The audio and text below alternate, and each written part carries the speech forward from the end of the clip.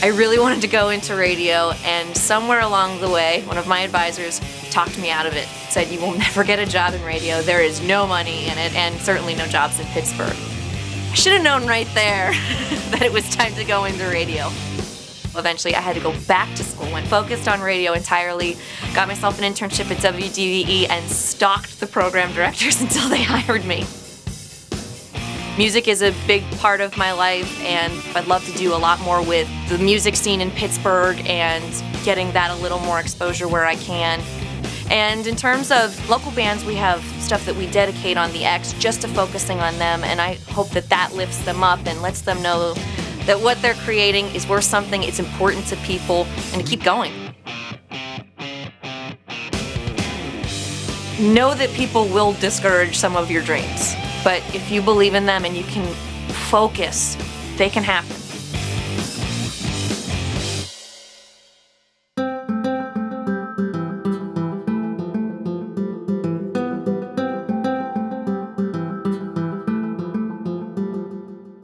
I studied literature and marine biology, which tells you that anybody can be an entrepreneur. And I started in music, and we started our own record label, and then wanted to distribute music through technology. And so we started a technology company because no one would really pay us for our music. We definitely have a global perspective on bringing our technology to different markets, and it's been awesome to be able to do that from a place like Pittsburgh. The philosophy behind the way we work, and I think you'll find this with a lot of other companies in the region, is we love to create. The focus is on creation, making anything. We're always looking to find an opening where we can build a better experience. We have an open culture, and what that does is that allows everybody's personality to make up the culture, and it becomes an organic, breathing thing, and it's pretty awesome.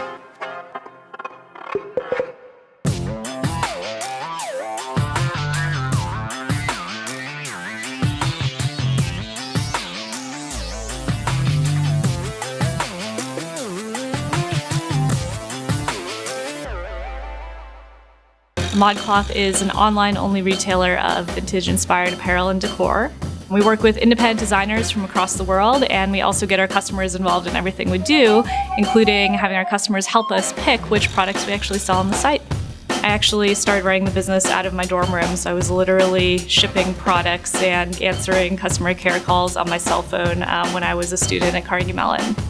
So at ModCloth, rather than deciding on the trends and dictating them to our customers, we ask our customers what they like. We work with our designers to get samples before they've even put them into production, and our customers get to vote and let us know what we should sell on our site. Good ideas are kind of easy to come by, but actually being able to follow through and execute on those great ideas, that's where kind of the true entrepreneurs are born. You have to really build an amazing team of people around you who can help you and can not just help fulfill your vision, but help add to your vision and shape your vision. And that's something that we were able to do here in Pittsburgh.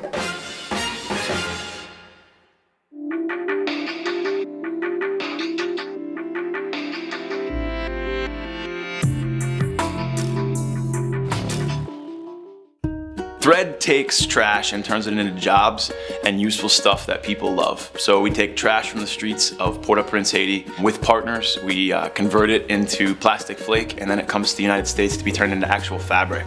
The idea is we saw so much trash and so much poverty in places like Haiti that we figured if we could solve both problems at once, we'd be ahead. And more importantly, the Haitian people would be ahead.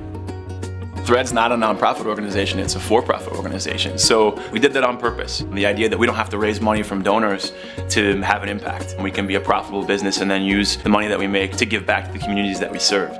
There's a ton of energy in Pittsburgh right now, particularly around things like social entrepreneurship, what we're doing. It's the greatest place, I think, in the country to start a business. And if that business has an impact on people, that's all the better to us. I realized after the earthquake in Haiti that it's not what you want to do, it's what impact you want to have. And getting the chance to go to Haiti really threw that into focus, and it changed my life.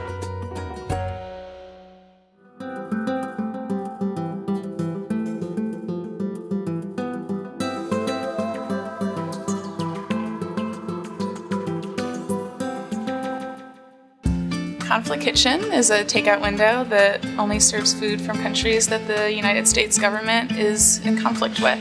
We change about every 6 months to do a new country. We use the food as the bait to create the interaction. We not only prepare the food from that country, but we do interviews and background research and create publications that are presented with the food. So we get to raise awareness to a lot of people about the countries that we're involved in. One of the goals of the project is to give people a more nuanced perspective of the countries that we're in conflict with.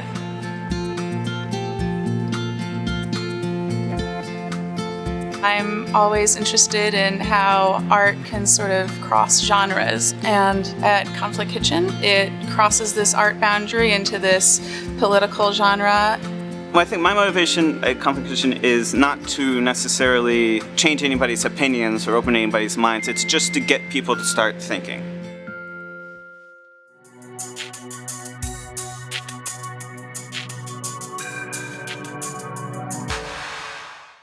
Youth policy in the city of Pittsburgh is ages 0 to 35, so we work a lot with young professionals and college students, as well as the Mayor's Youth Council. For me, having the opportunity to play a role in the future of your city or the current state of your city is a really great opportunity. Not many mid-20-year-olds are working in a mayor's office in any major city in the country. I think Pittsburgh is a great place to start out your career and get your feet wet. There's a lot of people around here that have been doing these jobs for 10, 20 years that love to help young people and work with young people to mentor them. They realize that they're the next generation, they are the next leaders. So if you can train those leaders while they're young and fresh out of college.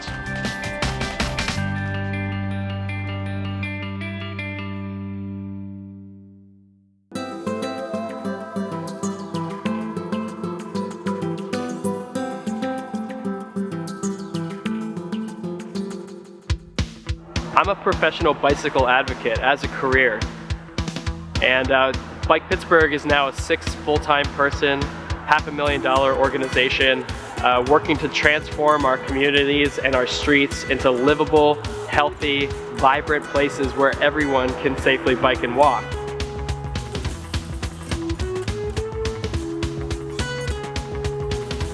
We're really thought leaders bringing these ideas to the city of Pittsburgh, and we're really proud of what we've been able to do in a short amount of time. What inspires me is seeing more people bike and walk as their primary choice of transportation, having fun out there, feeling safe, exploring our beautiful neighborhoods and riverfronts by bike. And it's so incredible to see it actually happen before my eyes.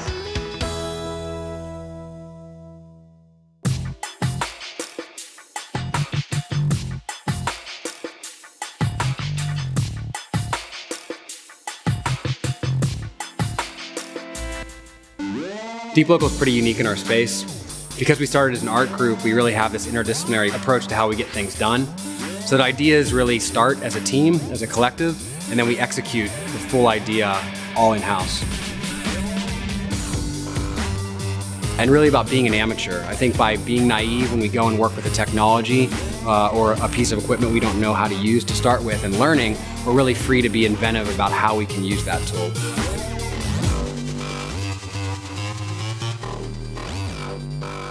Everyone very much is involved in doing things and making things real and physical. That's the history of the city. We don't find that in many other locations.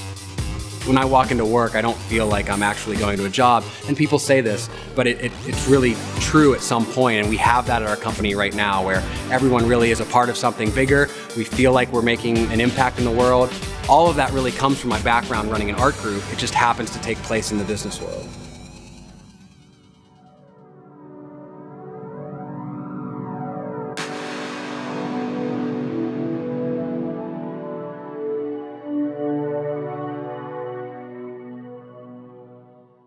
In my own life, I am more of a project-based learner, and there's opportunities everywhere. And how I got to be where I am today is through studying architecture and through doing different research projects. I went down, and I'm still going down this path of how we learn from our environments and how our environments learn from us. And through that has been born Assemble, the community space for arts and technology, building community through learning instead of just in your typical school environment. Pittsburgh is awesome, and it's a great place to start things.